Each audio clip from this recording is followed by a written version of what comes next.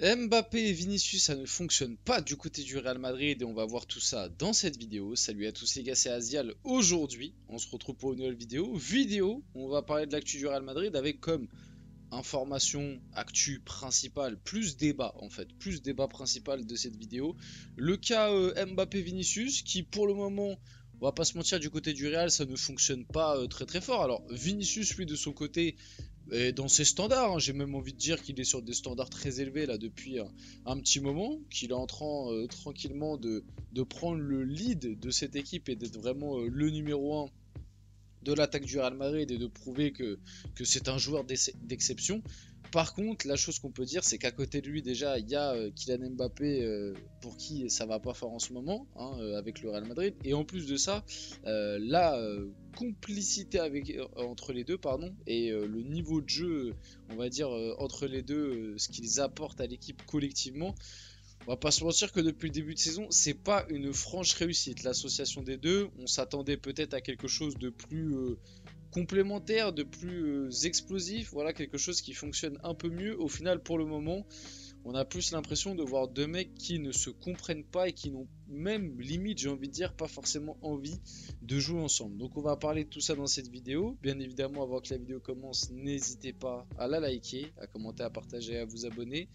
Voilà, c'est ça qui aide pour le développement de la chaîne. Je remercie comme d'habitude tous ceux qui le font et nous, on va pouvoir y aller directement et passer au vif du sujet de la vidéo. Comme j'ai dit, on va parler de l'actu du Real Madrid bien évidemment, mais comme information principale, on va faire ce petit débat autour de Vini Mbappé. Donc pour illustrer tout ça, j'ai juste mis une petite phrase de Vinicius qui a déclaré: j'adore le style de Mbappé, j'adore sa façon de jouer et la vérité c'est que je suis très excité par ce que nous pouvons faire. Et bah pour le moment, en tout cas, nous, on n'est pas très excités par ce que vous nous montrez. Parce que comme j'ai dit un petit peu plus tôt dans la vidéo, Vinicius, ok, ça se passe très bien pour lui. Mbappé, c'est vraiment moins le cas. Il y a eu une période où on va dire c'était moyennasse, c'était au mois de septembre. Je crois le mois de septembre de Mbappé, il est, on va dire, correct. Maintenant, le mois d'août était pas ouf, le mois de septembre est correct, et depuis, c'est le néant absolu. C'est-à-dire que octobre et là, novembre, ça a été absolument catastrophique. Et moi, comme je vous l'ai toujours dit, on a vraiment l'impression que entre les deux sur le terrain, ça clique pas. Je sais pas, il y a un truc qui ne se passe pas. T'as l'impression que la relation est, tu vois, t'as l'impression que c'est lien rouge sur FIFA comme à l'ancienne. Les deux ne s'échangent quasiment de passes. Les deux ont beaucoup de mal à se trouver. Les deux font très peu d'actions ensemble qui mènent à quelque chose. Bref, tout ça pour dire que, ouais, pour l'instant, Mbappé Vinicius, ça ne fonctionne absolument pas sur le terrain. Et on en revient à une petite info que je vous avais sortie il y a quelques temps, je sais plus c'était quand exactement, c'était il y a peut-être 1-2 semaines, où je vous avais dit que moi j'avais entendu des échos, des infos. On m'avait traité de menteur. Je vais répéter ça dans cette vidéo. Peut-être qu'encore une fois, certains vont pas me croire. Et je vous demande pas de me croire. Je vous dis juste que ce que moi on m'a dit.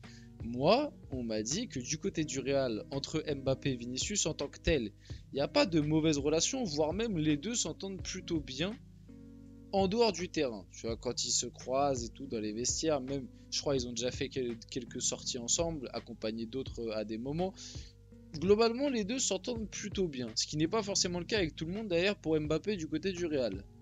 Hein, je tiens à le dire, j'ai pas vraiment plus de trucs là-dessus, mais de ce que j'ai compris, du côté du Real, Mbappé il n'est pas apprécié de tout le monde dans le vestiaire. Mais avec Vinicius, ça se passe plutôt bien. C'est pas entre les deux, il n'y a pas vraiment de friction en tout cas sur ce point de vue-là. Par contre, moi ce que je vous avais dit, et ça se trouve, ça va se confirmer dans les prochaines semaines, les prochains mois, parce que pour l'instant sur le terrain ça se confirme, c'est que de leur côté, les deux ont quand même des petits soucis, et notamment du côté de Mbappé, et notamment de son clan, le clan Mbappé, et du coup lui par la même occasion, a l'impression que Vinicius joue un petit peu trop personnel, et que Vinicius, à des moments, fait exprès de ne pas lui passer le ballon. Il fait exprès de ne pas le chercher. Et du coup, de son côté, Mbappé se dit: mais attends, il veut pas me faire la passe, et ben moi je vais pas lui faire la passe. Et on en revient, ça crée un petit peu quelque chose comme Si vous avez regardé le Zach en roue libre, pardon, de Florian Thauvin, vous allez avoir la rêve directe. Florian Thauvin, il expliquait que une année, quand il était à Marseille, entre lui et Payet, il y avait des non-dits qui ont fait que chacun de leur côté, ils avaient l'impression que l'autre voulait pas lui faire la passe, et du coup, ça donnait des trucs où les deux ne se cherchaient pas sur le terrain et ne se faisaient pas de passe parce que les deux avaient l'impression que l'autre ne voulait pas lui faire la passe. Et bah là, de ce qu'on m'a dit, c'est en fait ce qui est en train de se passer du côté du Real avec Mbappé et Vinicius. C'est-à-dire que Mbappé de son côté, il a l'impression que Vinicius joue trop personnel et n'a pas envie de lui donner le ballon. Donc Mbappé, de son côté aussi, à des moments, il joue comme un mec qui a pas envie de donner le ballon à Vinicius. Et c'est pour ça que, de notre point de vue extérieur, en tout cas pour moi, ça confirme un peu ce que je vois sur le terrain, c'est-à-dire deux mecs qui, t'as l'impression, ils arrivent pas à jouer ensemble, ils peuvent pas jouer ensemble. Comme je vous l'ai déjà dit plusieurs fois, à chaque fois que les deux ont le ballon, t'as l'impression que les deux vont faire leur action en solitaire, chercher soit à tirer, soit à centrer, mais sans vraiment prendre en compte les déplacements de l'autre. Tu vois, ça cherche pas à combiner, ça cherche pas à être complémentaire entre les deux. Et aussi, il y a une question à se poser autour de la complémentarité. Au-delà même de l'histoire que je viens de vous raconter, est-ce que sur le papier, Mbappé et Vinicius sont vraiment faits pour jouer ensemble?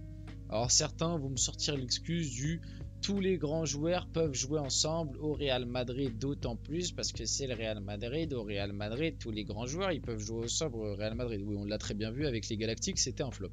Voilà, vous me réinventez pas l'histoire autour des Galactiques. Et les Galactiques, ils ont gagné une Liga en 5 ans et en Ligue des Champions, ça se faisait toujours sortir en 8ème. Donc franchement, me réinventez pas l'histoire du au Real Madrid, les grands joueurs, ils arrivent tous à jouer ensemble. Ça a fonctionné dans les années 2010 parce que tu avais quand même Cristiano Ronaldo qui était la star et en dessous tu avais d'autres stars. C'est différent. Quand tu mets plusieurs stars à la même échelle, très rarement ça ne fonctionne pas. Que ce soit au Real Madrid ou dans n'importe quel autre contexte, c'est très très dur de faire fonctionner ce système-là. Et actuellement, du côté du Real, certains vont me dire que Vinicius est la star établie.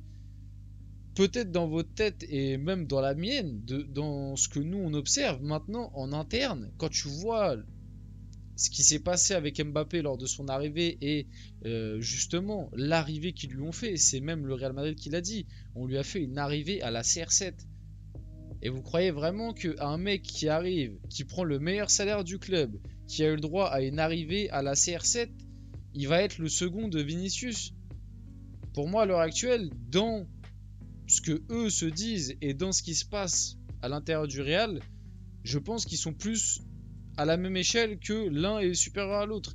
Et deux mecs qui sont sur le trône, ça très généralement, ça a quand même beaucoup de mal à fonctionner. Et comme je vous ai expliqué en plus juste avant, il y a tout ce problème de chacun de son côté pense, enfin surtout du côté de Mbappé, du côté de Vinicius, j'ai pas entendu de truc, mais peut-être qu'il se dit pareil. Mais ils ont l'impression que l'un joue pour lui, et du coup ils ont pas envie de se faire de passe. Il y a aussi le côté, est-ce qu'ils sont vraiment complémentaires? Est-ce que vraiment, faut pas oublier que ça reste deux ailiers gauche de formation? Est-ce qu'ils sont vraiment complémentaires? Est-ce qu'ils peuvent vraiment jouer ensemble et ça fonctionne? Et bah pour l'instant en tout cas on le voit pas. Donc bref, je vais pas faire plus long sur le sujet. J'ai déjà fait beaucoup plus long que ce que j'avais prévu. Mais vous l'avez bien compris, je suis quand même très très pessimiste pour le moment sur ce duo là. Maintenant ça veut pas dire qu'à des moments ça fonctionnera pas, hein, mais que pour le moment c'est pas très très positif quoi. Le Real Valladolid souhaite recruter Hendrik en prêt. Bon, la situation d'Hendrik, pareil, on l'a quand même pas mal abordé lors des dernières vidéos actu du Real, notamment une vidéo qui est sortie hier, je crois, où c'était Southampton qui ciblait aussi Hendrik. Bon, Hendrik, très très peu de temps de jeu. Hein, et il va continuer à en avoir très très peu parce que Mbappé et Vinicius ils prennent 99% des minutes de cette équipe, donc ça va être très compliqué pour lui. Il va gratter des 5 minutes par-ci par-là, donc à voir ce qui se passera lors du mercato hivernal. Je pense pas que le Real ait envie de le prêter parce qu'à l'heure actuelle le Real a pas besoin de prêter des mecs, ils ont plutôt besoin d'en rajouter dans leur effectif que d'en faire partir, même si devant ils ont quand même pas mal de joueurs pour très peu de minutes. Parce que Mbappé et Vinicius, comme j'ai dit, prennent 99% des minutes. Donc en fait, il ne te reste pas grand chose pour les Brahim Diaz, les Rodrigo, les Hendrik, les Arda Güler, etc., etc. Mais à voir. Voilà. Après Valladolid, ce serait pas mal. C'est en Espagne. Peut-être que ça l'aiderait pour son évolution. Le Real Madrid vise bel et bien Xabi Alonso et Florian Wirtz du coup pour la saison prochaine. Ça pareil, quelque chose qui revient beaucoup, on en a parlé. Xabi Alonso, moi j'aime bien l'idée. Florian Wirtz, bon sur le papier j'aime bien l'idée, mais le petit problème c'est que pour moi Florian Wirtz signerait quand même un gros point d'interrogation autour de Bellingham. Si tu fais venir Florian Wirtz et que Xabi Alonso vient et qu'il reste en 3-4-2-1, où va jouer Bellingham? Dans le double pivot? Ah, Bellingham double pivot, ça peut passer, mais c'est-à-dire qu'à côté de lui, il faut mettre un bon gros 6, ce que le Real Madrid n'a pas actuellement. Allez, à la limite Camavinga, mais ça te fait quand même un milieu très peu fiable, on va dire, à des moments, quoi. Donc, à voir. On finit la vidéo là-dessus. J'espère que cette vidéo vous a plu. Si c'est le cas, n'hésitez pas à la liker, commenter, partager et vous abonner, les gars. C'était Asial, et on se retrouve très rapidement pour une prochaine vidéo.